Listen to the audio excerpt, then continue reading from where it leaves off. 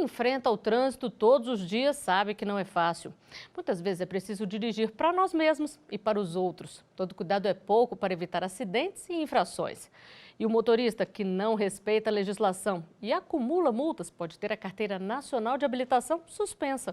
No programa Artigo 5º de hoje, vamos mostrar como isso acontece e o que fazer para voltar a dirigir. Vamos falar ainda de uma resolução que traz uma boa notícia para motoristas profissionais. Mas antes, vamos saber onde esse tema se encaixa na nossa Constituição. Está no artigo 5º. Ninguém pode ser obrigado a fazer ou deixar de fazer alguma coisa a não ser em virtude de lei. Também é garantido o livre exercício de qualquer trabalho, ofício ou profissão, atendidas as qualificações profissionais que a lei estabelecer. Aqui no estúdio eu converso com Paulo André Cirino, advogado especialista em Direito de Trânsito, e também com Jaime Amorim de Souza, que é professor de Direito de Trânsito e foi diretor do Detran do Distrito Federal. Obrigada por aceitarem o nosso convite. Professor Amorim, gostaria de começar sabendo o que o senhor pensa do motorista brasileiro. Ele é cuidadoso, respeita as leis? Flávia, o condutor brasileiro ele tem se adaptado ao longo dos anos com o novo Código de Trânsito Brasileiro, que desde 1997 está em vigor. Os condutores eles procuram sim respeitar a legislação de trânsito, porém em alguns casos nós percebemos ainda que falta um pouco de consciência do motorista. Por isso é fundamental a aplicação da legislação de trânsito, bem como também a educação de trânsito para todos. Doutor Paulo André, e esse motorista que não respeita aí a legislação pode ter a carteira de habilitação suspensa. Na prática, como é que isso acontece? Nosso Código de Trânsito, ele prevê inúmeras hipóteses de infrações. Hoje, com o acúmulo de 20 pontos na carteira, o motorista, independentemente de qual categoria ele esteja, ele vai sofrer um processo de suspensão. E o prazo mínimo de suspensão, nesse caso, é de 6 meses. Bom, como a gente anunciou no início do programa, tem uma boa notícia para quem é motorista profissional e acumula algumas infrações. Uma resolução do CONTRAN, Conselho Nacional de Trânsito, pode ajudar a evitar a suspensão da carteira de motorista. Vamos conferir aqui. A nova regra só vale para motoristas de caminhão, ônibus e carretas que exerçam atividade remunerada das categorias C, D e E. Para zerar os pontos, esses condutores vão fazer um curso de reciclagem antecipada e, assim, evitar que a carteira de habilitação seja suspensa. Os motoristas podem optar por fazer o curso ao atingirem 14 pontos na CNH no período de 1 ano. Segundo o Departamento Nacional de Trânsito, o conteúdo das aulas será o mesmo do curso de reciclagem já determinado pela legislação federal. A grade curricular abrange legislação de trânsito, direção defensiva, noções de primeiros socorros no trânsito e relacionamento interpessoal. Professor Amorim, como é que esses cursos vão funcionar? Tem uma carga horária mínima, cada estado vai definir como será? Como é que vai ser isso na prática? Nós temos uma legislação federal que já estabelece o curso de reciclagem. Lembrando-se que o curso de reciclagem é um tipo de penalidade previsto no Código de Trânsito Brasileiro. A carga horária mínima é de 30 horas aulas e, como foi destacado na matéria, os conteúdos de legislação de trânsito, direção defensiva, primeiros socorros são abordados tanto no curso para quem tem a reciclagem como penalidade, como também nos casos de curso preventivo, que é o que a Resolução 723 está prevendo. Agora, doutor Paulo André, essa resolução já está valendo para o país inteiro, mas alguns estados ainda estão implementando. Caso o motorista esteja nessa situação, queira fazer aí o curso preventivo e no estado dele não tem ainda, o que ele pode fazer? Esse curso preventivo é um direito. Independentemente do estado tenha ou não já implementado isso, ele tem direito a isso. Tanto o Código de Trânsito quanto o CONTRAN já fizeram a regulamentação. Se eventualmente o Estado ainda não implementou, ele não pode, entre aspas, punir aí o condutor que já esteja apto a fazer esse curso e não perca assim o seu emprego ou tenha outras penalidades. Sendo assim, se ele ainda está no Estado que não tem essa implementação, ele vai poder pedir isso na Justiça. Professora Amorim, agora é bom a gente ressaltar que esse curso preventivo vale para quem ainda não atingiu a pontuação máxima, né? O limite é 19 pontos, não é isso? Perfeitamente. Tanto o artigo 261 quanto a Resolução 723 estabelece que o curso preventivo ele está garantido àquelas pessoas que têm entre 14 e 19 pontos. Lembrando-se que isso é para condutores da categoria C, D e E que exercem atividade remunerada. Eles poderão solicitar, então, a participação do curso preventivo, estando assim, então, após o término do curso, com a sua pontuação zerada, evitando assim, então, a penalidade de suspensão do direito de dirigir. Vale a pena destacar também que o curso de reciclagem, junto com a penalidade de suspensão, são penalidades diferentes e que são aplicadas em casos específicos, tanto na situação de atingir a contagem de 20 pontos, como também por outras infrações específicas, caso que essas nós não poderíamos aplicar o curso preventivo. Como exemplo, o artigo 165, dirigir sob a influência de álcool. Nesse caso, a pessoa teria o cumprimento da pena de suspensão, faria o curso de reciclagem, mas o curso preventivo não pode ser aplicado, uma vez que essa infração já prevê a suspensão em relação a uma infração específica. Agora, muitos motoristas profissionais alegam que eles acumulam mais pontos justamente porque ficam mais tempo no trânsito ali. Como é que vocês veem essa justificativa, doutor Paulo André? O trânsito em si ele é um risco, né? Quando você se coloca nas vias abertas à circulação, efetivamente, quanto mais tempo você está lá, mais propenso a cometer infrações. Então, por esse lado, eles têm razão. Mas também devemos lembrar que, por serem motoristas profissionais, a sociedade e o Estado esperam deles o exemplo. Esperam que eles cometam, na verdade, menos infrações, que eles tenham a direção defensiva, que eles pensem nas outras pessoas, nos veículos menores, nos pedestres e nos ciclistas também. Então, na verdade, eles deveriam cometer menos infrações e serem um exemplo. E na prática, o que o senhor vê aí? O senhor que é servidor do Detran. O doutor Paulo bem destacou, eu até queria completar o que ele falou, usando o artigo 29, que diz que os veículos maiores são responsáveis pela segurança dos menores e todos pela incolumidade do pedestre. É o que prevê o artigo 29, que é uma regra de circulação. Esse deveria ser o papel realmente que se espera de um condutor habilitado para dirigir um veículo, seja ele um veículo profissional. Então, o que nós percebemos é que muitos condutores, mesmo tendo essa consciência, eles deixam de cumprir a legislação, colocando em risco a segurança dos demais usuários da via. Por isso que eu volto a insistir, é uma preocupação nossa, de que trabalhamos no trânsito, tanto nós no órgão público, quanto também a iniciativa privada, de se intensificar a educação e a orientação desses condutores, para que essas infrações não venham colocar em risco a segurança dos usuários. Doutor Paulo André, os taxistas foram deixados de fora dessa resolução. Por quê? Na verdade, não apenas os motoristas de táxi, mas também os motofrete, todas as pessoas que têm categoria A e B ficaram fora, ainda que tenha a possibilidade de fazer aí esse trajeto remunerado, por assim dizer. Qual o problema? O problema é que hoje você não tem uma isonomia entre todos os motoristas. Por que se um taxista, um motorista de aplicativo que faz uma atividade remunerada, por que ele ficou de fora desse, entre aspas, benefício? Então, realmente, você tem uma quebra da isonomia, que é um preceito constitucional. Não à toa, o Detran, por exemplo, do Paraná, indicou um projeto de lei para que fosse alterado o CTB e colocasse também esses motoristas para que eles possam vir a fazer esse curso preventivo de reciclagem, caso acumulem 14 a 19 pontos. Agora, caso esse motorista profissional ou motorista de táxi, ele tenha uma carteira C, D ou E e esteja escrito ali na carteira dele que ele exerce função de motorista remunerado, aí ele pode recorrer ou se ele não dirige caminhão, ônibus, não? Aí ele vai poder. Por quê? Algumas pessoas confundem. Se eu tenho categoria A e B, será que se eu for suspenso em virtude de uma infração que eu cometi na direção de um veículo automotor, de um carro, eu também vou ficar suspenso no direito de dirigir uma moto? Sim, porque o direito de dirigir está suspenso. Da mesma forma, se eu tenho uma categoria D, estou dirigindo um veículo B, eu vou ter, então, este benefício aí da resolução.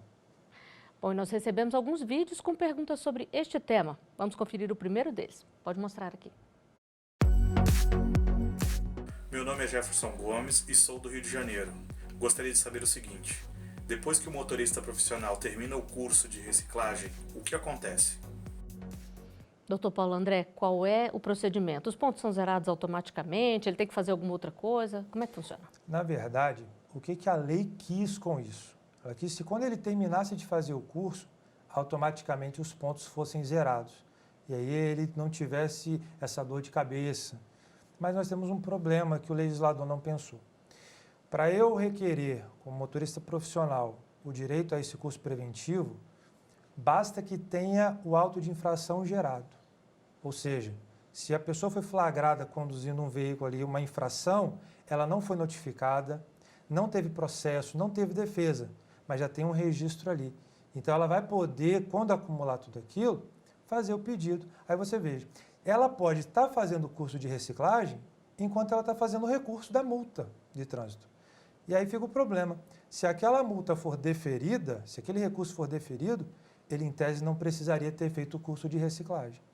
E aí vai cobrar de quem essa história? Porque teve um custo, teve tempo, de um curso que, eventualmente, ele não precisaria ter feito, porque aquela infração era nula, conforme o processo pode ter mostrado. Mas, respondendo mais objetivamente essa pergunta, quando acaba o curso de reciclagem, os pontos dele serão finalizados, serão zerados. Professora Amorim, o doutor Paulo André falou uma coisa interessante, que tem a notificação, depois é que vem a multa. Qual é o prazo normalmente aí? Porque muitas vezes a gente é multado e não sabe, ou não percebeu ali que passou uma velocidade, tem que esperar chegar em casa para tomar aquele susto ali. Qual é o prazo normalmente? Segundo o capítulo 18 do Código de Trânsito Brasileiro, a partir do artigo 280, após a lavratura do auto de infração, a notificação da autuação deverá ser expedida em até 30 dias.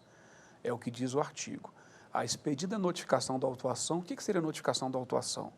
Para a pessoa que está em casa entender melhor, seria aquela cartinha que o Detran manda para a sua casa. Então, ela deveria ser expedida em até 30 dias.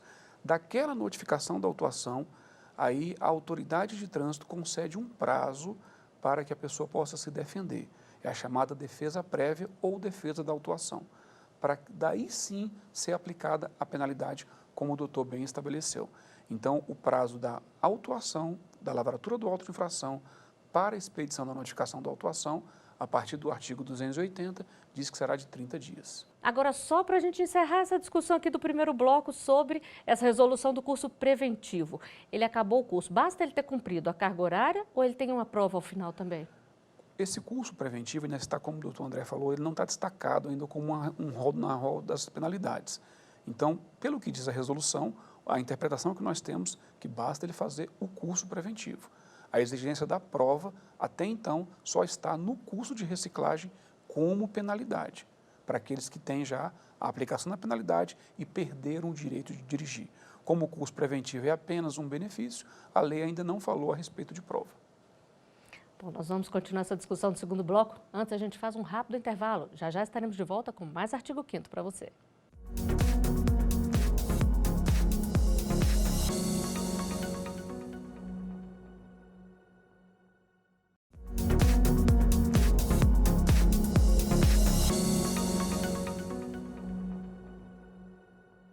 O artigo 5º está de volta. No programa de hoje, a gente conversa sobre a pontuação acumulada por motoristas, o que pode levar à suspensão da Carteira Nacional de Habilitação.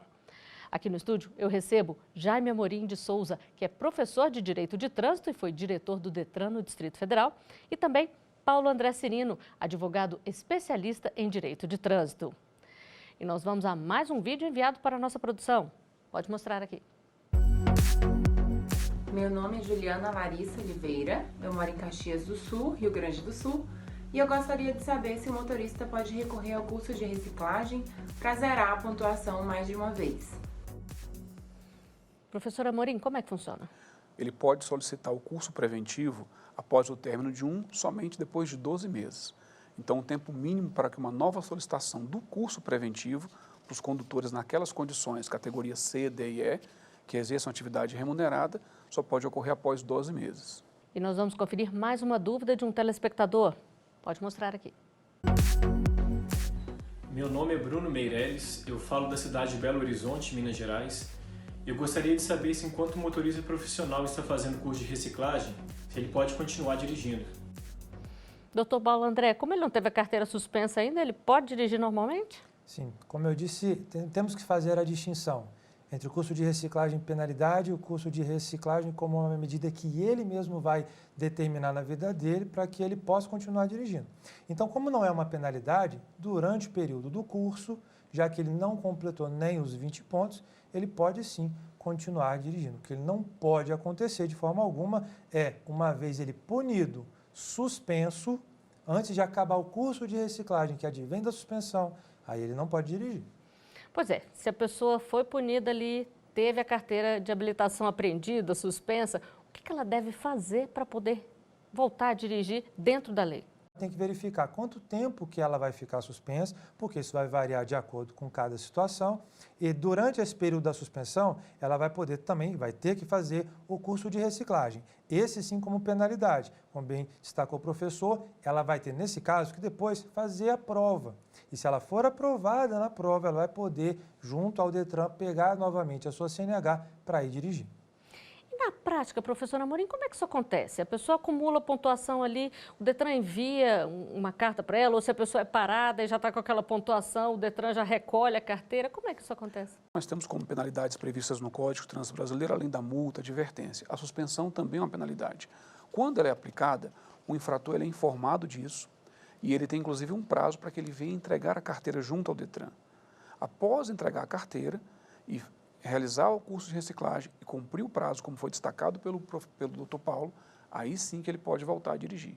Se porventura um condutor tem a sua carteira já suspensa, publicada em diário oficial, a penalidade já foi aplicada e ele não entrega a carteira naquele prazo previsto e ele é flagrado dirigindo em alguma blitz, aí ele comete uma infração, dirigir com carteira de habilitação suspensa. Além de infração gravíssima, com a multa gravada em 3 vezes, a lei prevê, de acordo com o artigo 263, a cassação do documento de habilitação, uma vez que ele está dirigindo com a CNH suspensa. Então, doutor Paulo André, vamos explicar direitinho aí qual é a diferença entre cassação e suspensão da CNH. São duas penalidades bem distintas. A suspensão ela tem um prazo variável. Ela pode ser de 6 meses, pode ser de 1 ano, 2 anos, vai depender da situação. E depois desse prazo, ou durante esse prazo, faz o curso de reciclagem. Outra penalidade é a de cassação. A cassação hoje no direito brasileiro, ela tem um prazo fixo. A penalidade é de 2 anos. Então, se a pessoa está sofrendo um processo de cassação da CNH, ela pode ter certeza que o prazo que ela vai ter que cumprir, caso esse processo realmente leve à cassação, vai ser de 2 anos. E só depois desse prazo é que ela vai voltar junto ao Detran, à autoescola, para fazer novamente os exames e ser novamente habilitada. E essa agora é uma pergunta que vale para todos os motoristas profissionais ou não. Vamos conferir aqui, pode mostrar. Oi, eu sou Davi Vieira, de Niterói, Rio de Janeiro. Queria saber se quando a pessoa recebe uma multa e acha que é injusta, como é que ela faz para recorrer? Doutor Paulo André, o que dizer para o Davi?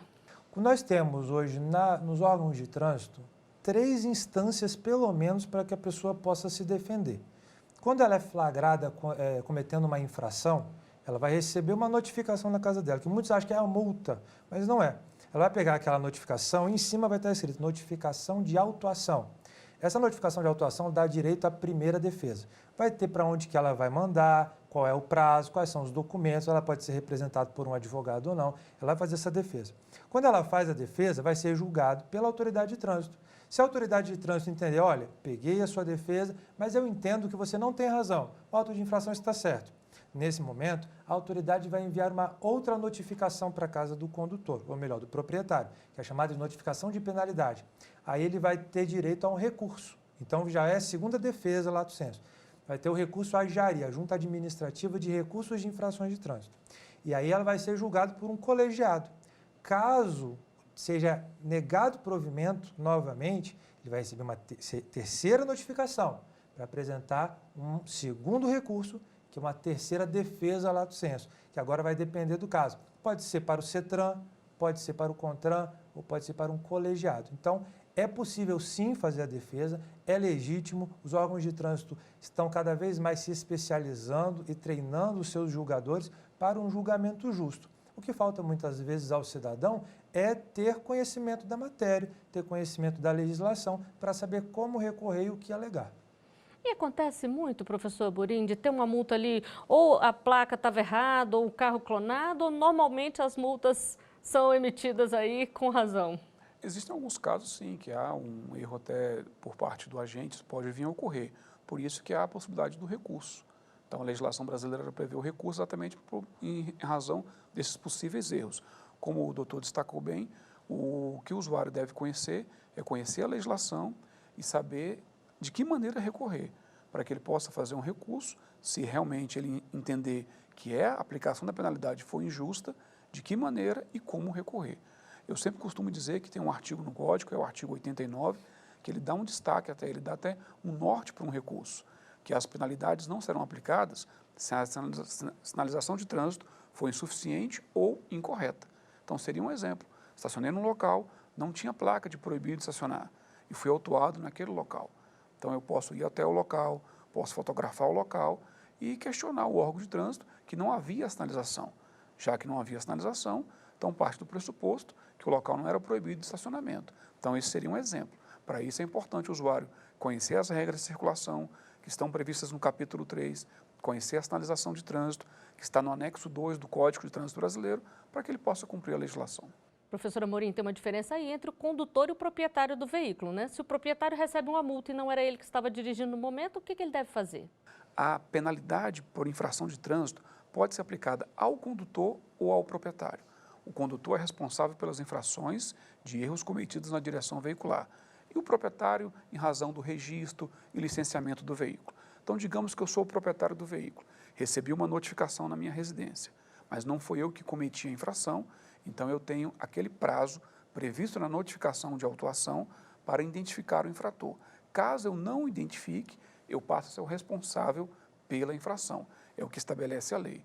Por isso que é fundamental o proprietário saber para quem vai emprestar o veículo, quem está com o veículo, porque emprestei o veículo, fui notificado e não identificou o infrator, aquela pontuação, 7 pontos para as infrações gravíssimas, 5 para as infrações graves, 4 para as médias e 3 para as leves, ela vai então para o meu prontuário como condutor.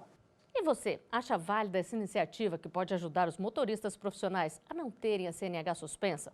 Ou acha que pode incentivar mais infrações de trânsito? Vamos conferir as opiniões. Pode mostrar aqui.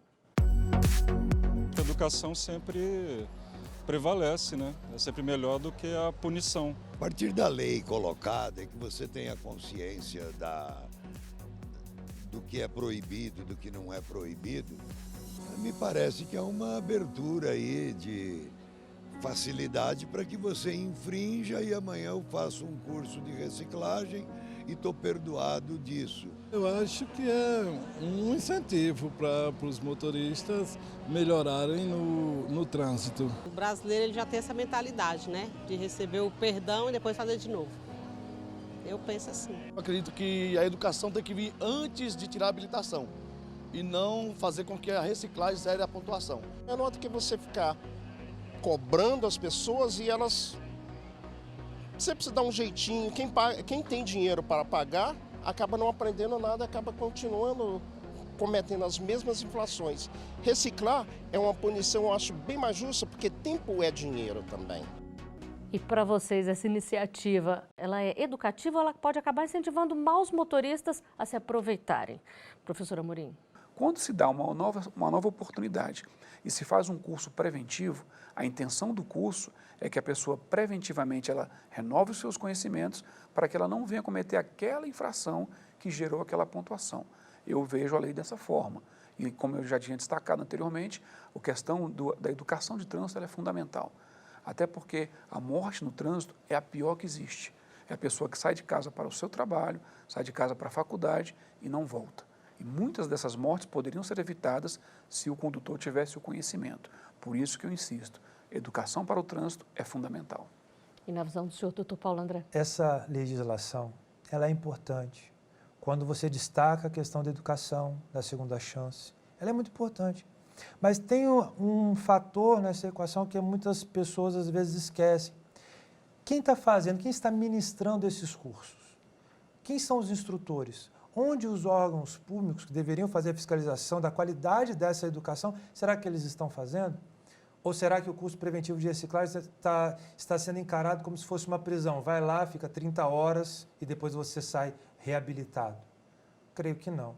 Então, não basta apenas dar essa segunda chance, que é válida. Não basta apenas falar, vou fazer um curso de reciclagem. Mas aí também entra o poder público, principalmente os DETRANs, para fazer a fiscalização, para verificar que tipo de conteúdo está sendo passado, qual é a didática, que impacto aquilo está tendo na vida das pessoas que estão sendo ali recicladas. Aí sim, nesse momento, nós vamos ter mudança de cultura no nosso Brasil. Tem que ficar de olho, então, né? O DETRAN tem que fiscalizar de perto, né, doutor? Com certeza. A gente sempre costuma dizer que engenharia, fiscalização e educação, elas caminham juntas. né? É o tripé que vai nortear o trânsito e vai garantir a todos nós o direito ao trânsito seguro que está previsto no Código de Trânsito Brasileiro.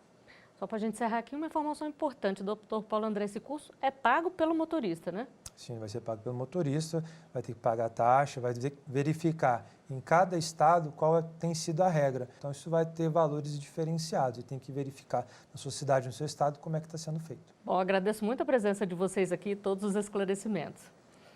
E agradeço também a você que nos acompanhou até aqui. Se quiser sugerir um tema, nosso e-mail para contato é artigo5@stf.jus.br. Você também pode rever os nossos programas no site tvjustiça.jus.br. Conheça e se inscreva no novo canal da TV Justiça no YouTube, TV Justiça Oficial. Até o próximo Artigo 5º. Tchau!